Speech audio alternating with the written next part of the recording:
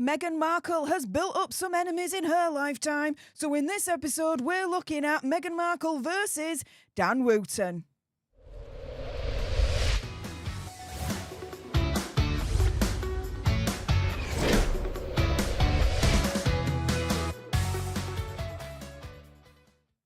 Hey up everyone, it's me, Stef, the Alter Nerd, your nerdy alternative, and welcome to another dose of the Daily Nerd, where I break down the royal news and gossip of the day that's pretty much got me eye, and oh my goodness, yes, it is another episode of the Versus series, and in this episode we are looking at Meghan Markle versus Dan Wootton. Oh yes, over the years Dan Wootton has been an outspoken critic of our Megsy, and we're going to go through some of the highlights that he has said over the years, starting with, yes, something that's a little bit topical in the Megxit community, American Riviera Orchard. We all know that Megsy has launched this new brand, and she's basically going to be selling absolutely everything, looking at the trademark documents that are coming in at the moment.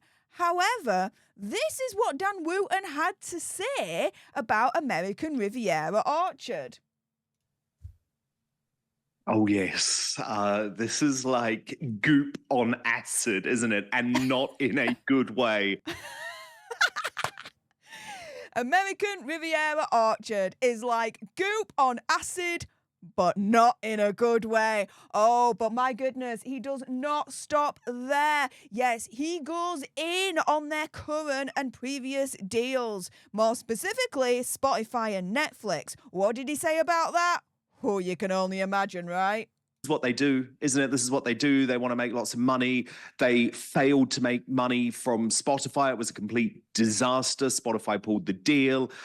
They've failed to have any hits on Netflix apart from their one reality series where they decided to slag off their own family members. So now she's doing a goop. And so she's doing a goop. But as he said before, it's a goop on acid and not in a good way. But he mentioned something, quite rightly, Spotify was a disaster. They were called effing grifters. They were let go due to low productivity. Stories kept coming out since they were dumped about how awful and how ridiculous they were. Specifically, Prince Hazza, he was at one point pitching doing a podcast with like world leaders such as Putin and Trump, talking about their childhood traumas. You think people like Trump and Putin are going to be talking about that? I don't think so. And he's also correct in terms of there really being no hits on Netflix. Apart from their mockumentary, everything else has absolutely bombed and failed, including their most recent effort, Heart of Invictus, which failed to make the top 10, both in the UK and the US, on Netflix. Now, he talks next about Princess Diana and, Megsy and acute narcissism. Oh, here we go. you know what? This tells you so much about this woman's priorities. Meghan, she had an opportunity to change the world. Look at Princess Diana. We spoke about her earlier, right? Even now, decades on, people remember what Princess Diana did in terms of raising the awareness of AIDS in the world, in terms of bulimia, and in terms of landmines. What is the cause that we are going to connect to Meghan Markle apart from acute narcissism? Exactly right. Megsy loves, as far as we're concerned, to model herself as Princess Diana reincarnate. Well, all right. Well, Princess Diana attached herself to worthwhile causes during her lifetime.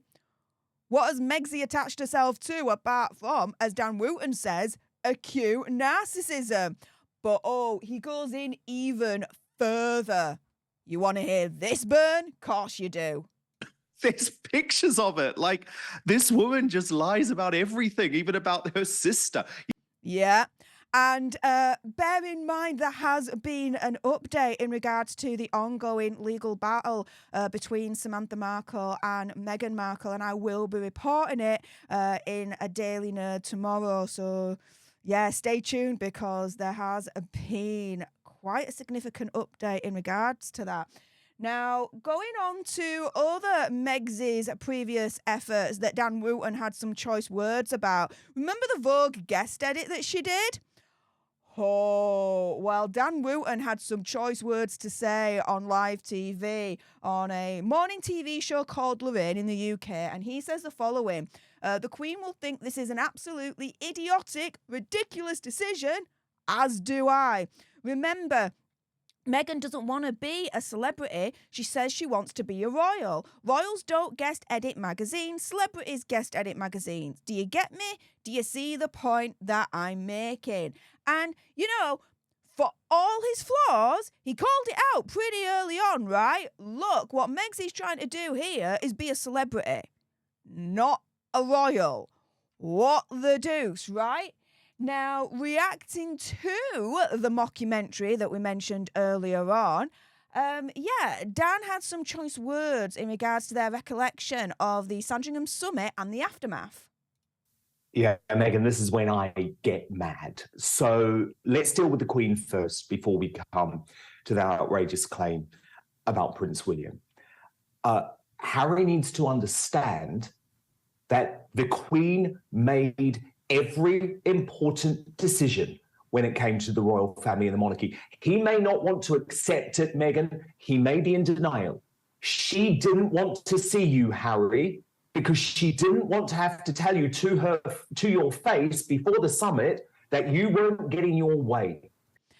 And that Megsy wasn't going to get her way either. But of course, Megsy's going to try and spin that, right?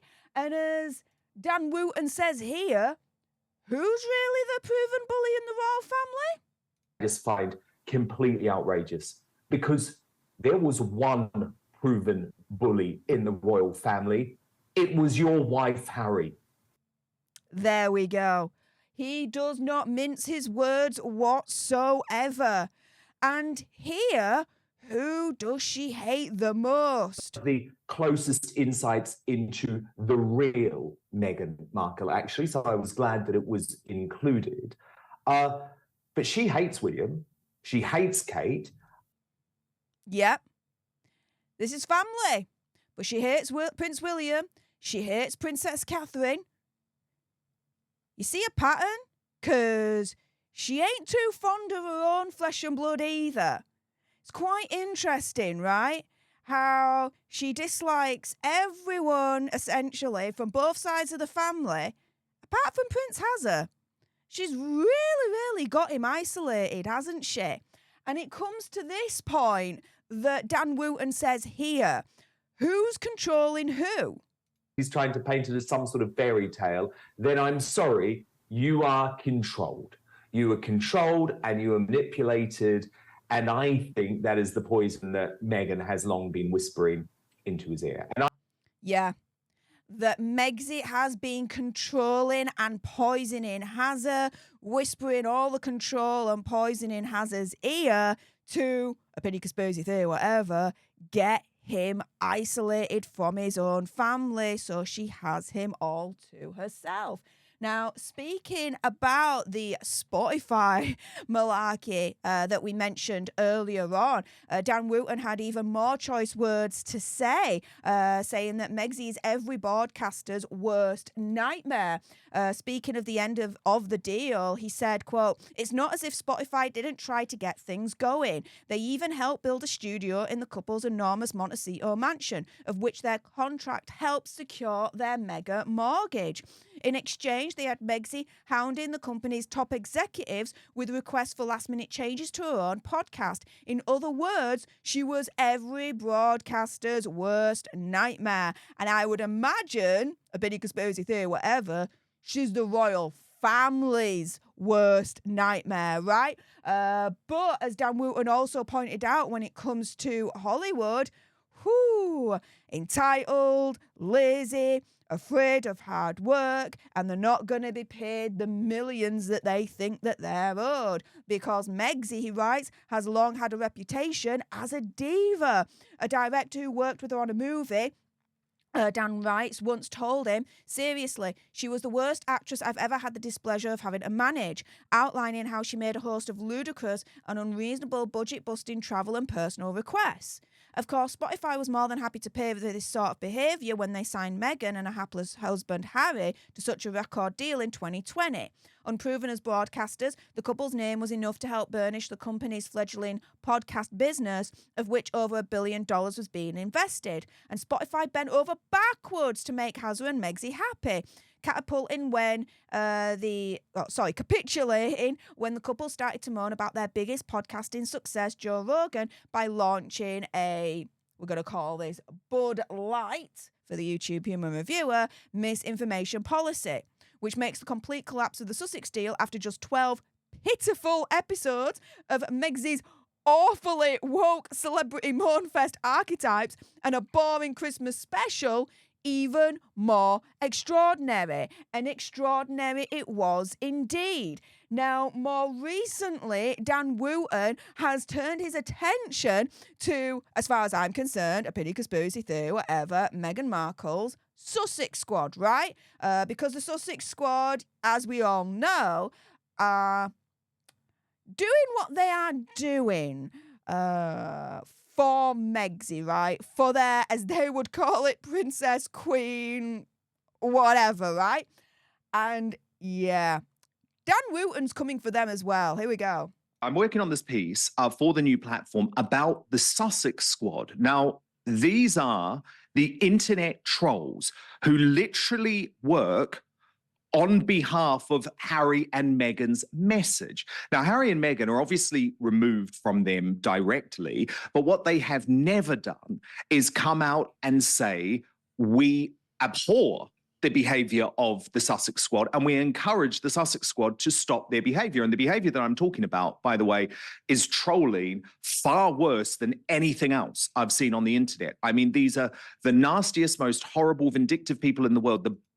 Yes, they are. And I actually did a Sussex Squad series back in August last year. I did multiple videos and multiple streams as well, exposing them for the bullies, for the stalkers, for the harassers that they really are, and asking essentially one question: where is Hazza and Megxie? Because to my knowledge, they have not once publicly come out and disowned the Sussex Squad. They have not once publicly come out and completely turned around and said what the Sussex Squad are doing is bad and we do not endorse it whatsoever. They haven't done that.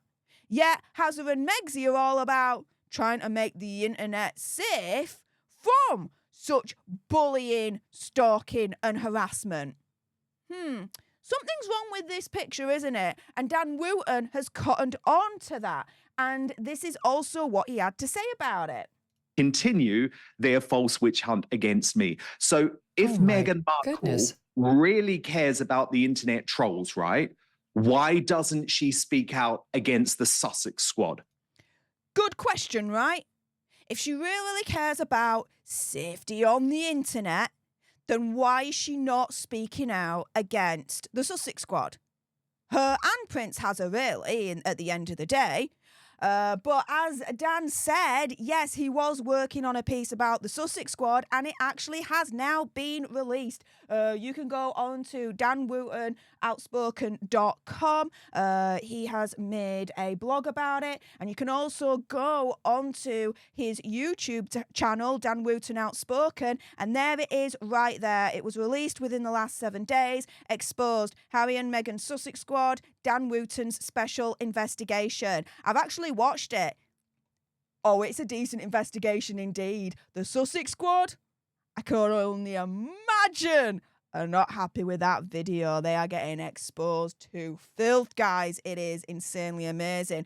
With that being said, if you appreciated this video and you want more, believe me, of course there's going to be more, especially this Versus series. I'm having fun actually setting them up and filming them. Make sure you subscribe to join our Alter Nerd tribe. I'll be honest with you, help us get to 1 million Alter Nerds so we can get that gold play button right there and hopefully cause a Meghan Markle meltdown on Instagram like like, share, comment down below your opinion, conspiracy theories, whatever's. Also, as well, if you've got some very strong opinions in regards to Dan Wootton and what he has said against Megxit, and I bet you do, then make sure you send me a super thanks. It's just below this video right here. We can have a conversation about this because it does guarantee a response from me. And until the next time, you guys, laters.